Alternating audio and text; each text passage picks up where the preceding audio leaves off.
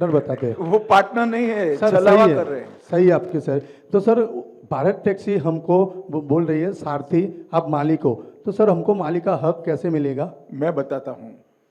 Bharat taxi में अभी हम सब छोटा छोटा काम करते हैं, सारथी है। हमारे पास इतनी पूंजी तो है नहीं कि इतना बड़ा कंपनी खड़ा कर ले। हमने अभी भारत की 5 बड़ी कोऑपरेटिवों को मिलाकर ये खड़ा कर दिया। अब जैसे आपकी संख्या बढ़ती जाएगी, जो सारथी इसमें पार्टनर बनना चाहता होगा, कंपलसरी नहीं है, आप बनो ना बनो आप पर निर्भर है। 500 रुपए का अगर आप शेयर लोगे तो आप इसके मालिक हो जाओगे। आप मेरी बात समझ गए? फिर जब भारत टैक्सी का बोर्ड ऑफ डायरेक्टर का चुनाव होगा, तब इसमें कुछ सीटें सारथियों के लिए भी चिन्हित रखी। जैसे अभी भाई साहब बोर्ड ऑफ डायरेक्टर में आ गए, तो वो आपके सारे हितों की चिंता करेगा। अगर भारत टैक्सी सारथियों के पक्ष में कोई नीति नहीं करती है, तो ये तो आपका प्रतिनिधि ना चिल्लाएगा कि ऐसा नहीं चलेगा भाई, हमारी कंपनी है, आप ऐसा कैसे कर रहे हो। मुझे बताओ भाई, उन कंपनियों के बोर्ड में आपका कोई प्रतिनिधि है? नहीं सर, नहीं सर। यहां पर है? यहाँ पर है। तो आप मालिक हुए या नहीं हुए? Yes sir, yes sir. तो यही कंसेप्ट है भाई, आपका कोऑपरेटिव है, आपको चलाना है। मगर इतना रखना, मैं आऊं तो कभी चाय पिलाना भाई, बाकी तो क्या है यार इसमें। कंपनी आपका ही है, मुनाफा भी 20% रिजर्व करेंगे, जिससे कंपनी कोई खराब समय में आए तो हमारी उससे चलती रहे। 80% मुनाफा पर किलोमीटर वापस दे दिया जाए। पहले 3 साल हमें एक एक शहर बढ़ाता जाना है। अभी दिल्ली एनसीआर बढ़ा है, तब राजकोट बढ़ाएंगे वो। तो पहले 3 साल हमारा एक्सपेंशन में जाएगा। 3 साल के बाद जितना भी मुनाफा होगा, 20% कोऑपरेटिव भारत टैक्सी में रहेगा और 80% हमारे सारथी भाइयों को वापस दे दिया जाएगा।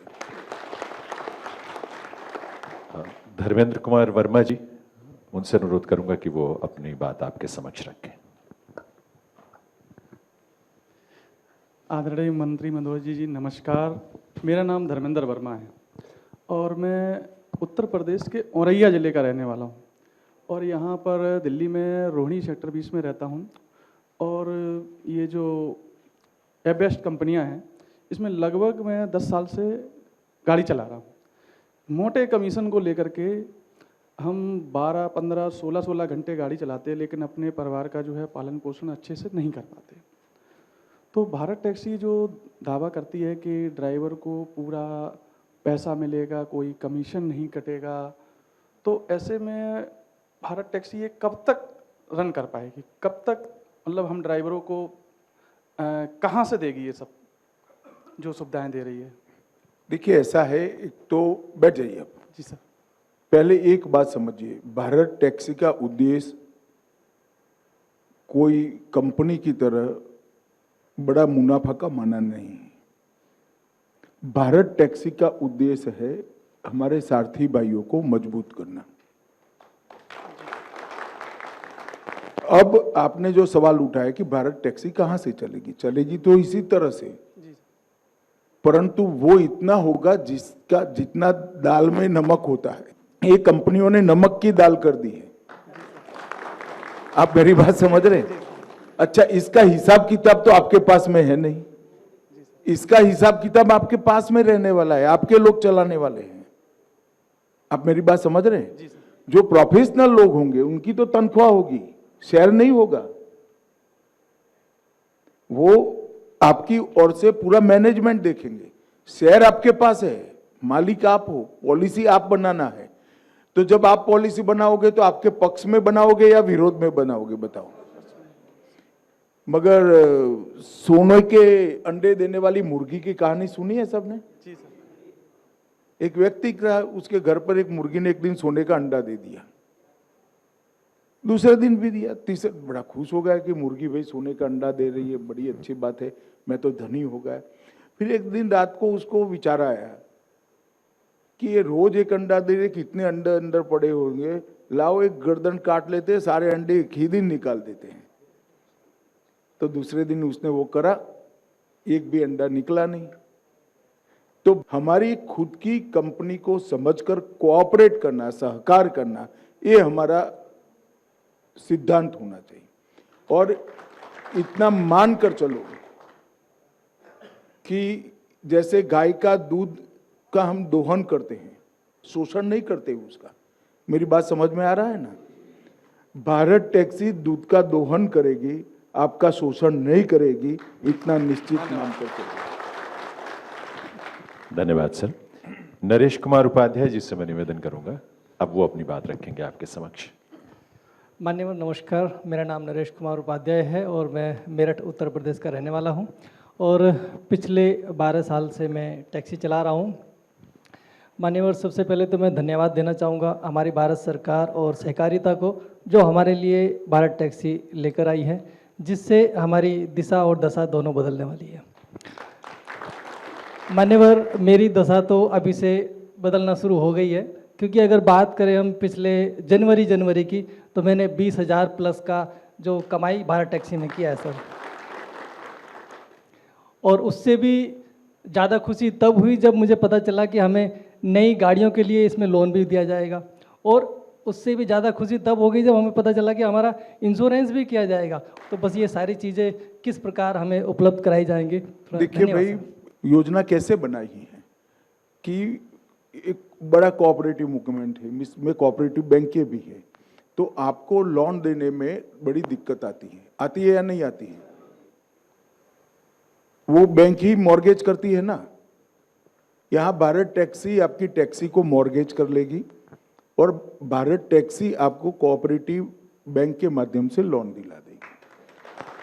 आपका इंश्योरेंस इफ्को टोक्यो का, वो भी भारत टैक्सी ही एजेंट बनाकर आपका इंश्योरेंस ले लेगी, जिसमें मिनिमम प्रीमियम होगा।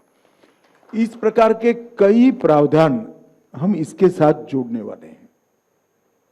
शुरुआती कुछ समय आपको धैर्य जरूर रखना पड़ेगा, क्योंकि व्यवस्था बनती है तो बनते बनते समय होते। जैसे एक नया घर लोगे तो शुरुआत में बाथरूम में थोड़ा प्लम्बिंग का प्रॉब्लम होगा, कहीं कलर उखड़ा हुआ होगा, कहीं दरवाजा ढंग से बंद नहीं होता होगा, मगर 1 महीना होते होते आप सब रिपेयर करा दोगे। अरे सुचारू रूप से घर में रहना शुरू हो जाता है। इस तरह से टीथिंग प्रॉब्लम, जो शुरुआती दिक्कतें होती हैं, वो शुरुआती दिक्कतों को अपनी कंपनी है ऐसा समझकर थोड़ा बड़ा हृदय कर रख कर चलना, तब जाकर ये निश्चित सफल होगा। आपको जरा भी शंका रखने की जरूरत नहीं। धन्यवाद सर। वनराज गढ़वी जी से मैं अनुरोध करूंगा, वो अब अपनी बात महोदय के समक्ष रखेंगे। नमस्ते सर, मेरा नाम वनराज गढ़वी है। मैं अहमदाबाद गुजरात से एक टैक्सी ड्राइवर हूँ। मैं पिछले 8 साल से अहमदाबाद में टैक्सी चलाता हूँ और कई बड़ी बड़ी कंपनियों में हमने काम किया है। वो बड़ी बड़ी कंपनियां, हम जब सुबह से घर से निकलते हैं, अच्छी सोच लेके निकलते हैं कि घर से निकलकर हम जाए, अच्छा मुनाफा कमाएंगे, घर अच्छा पैसा लेके आएंगे और परिवार का गुजरान करेंगे। लेकिन जब हम पूरा दिन काम करते हैं तो इतना भारी कमीशन और इतना टैक्स, मतलब ऐसे चार्ज लगाते हैं, हिडन चार्ज लगाते हैं। आज तक हमें समझ में नहीं आता कि इस प्रकार से कौन से चार्ज लगाए जाते हैं। कभी चार्ज बढ़ भी जाता है, कभी कम भी हो जाता है, कभी किराया बढ़ जाता है, कभी कम हो जाता है। जब हम थक के घर जाते हैं शाम को, तब मालूम पड़ता है कुछ नहीं बचा है। हमने तो खाली मेहनत ही की और कुछ बचा नहीं। ना हमारा परिवार का भविष्य होता है, ना किसी का और कुछ होता है। तो हम ये जानना चाहते हैं आपके माध्यम से सर, कि भारत टैक्सी हमारे भविष्य के लिए, हमारे परिवार के लिए और क्या क्या सुविधा देगी। पहली बात, भारत टैक्सी में हिडन कुछ नहीं होगा। एक बात समझिए, जो होगा वो नोटिफिकेशन आपके मोबाइल पर आ जाएगा, तभी होगा, और 1 सप्ताह पहले नोटिफिकेशन आएगा। आप मेरी बात ढंग से समझ रहे हैं?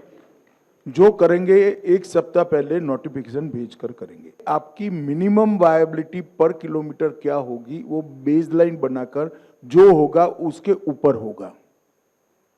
मतलब आप 1 किलोमीटर का आपका रेट 2 रुपया है, मैं काल्पनिक रूप से 2 रुपया कह रहा हूं, तो जो होगा वो 2 रुपया प्लस मुनाफा उसके ऊपर ही होगा, इसके नीचे कभी नहीं होगा। आप मेरी बात समझ रहे हैं? तो भारत टैक्सी काउंट करेगी कि ऑटो का मूल्य कितना, पेट्रोल कितना जलेगा और मिनिमम कितना कमाना चाहिए, ये सब मिलाकर एक बेस रेट होगा, इससे नीचे हम नहीं जाएंगे। हमारा लक्ष्य मुनाफा कमाना नहीं है, हमारा सारथी, हमारी कोऑपरेटिव का मालिक है, वो अपना घर अच्छे से चला पाए, वो है। तो सारी कंपनियों में क्यों तकलीफ आती है, उन्होंने बेस रेट ही तय नहीं किया है। ये सहकार टैक्सी का एक बार मैंने राज्यसभा में भाषण किया तो ये तीनों लोग मुझे बारी बारी मिलने आए थे कि मत करिए, नुकसानी का धंधा है वो।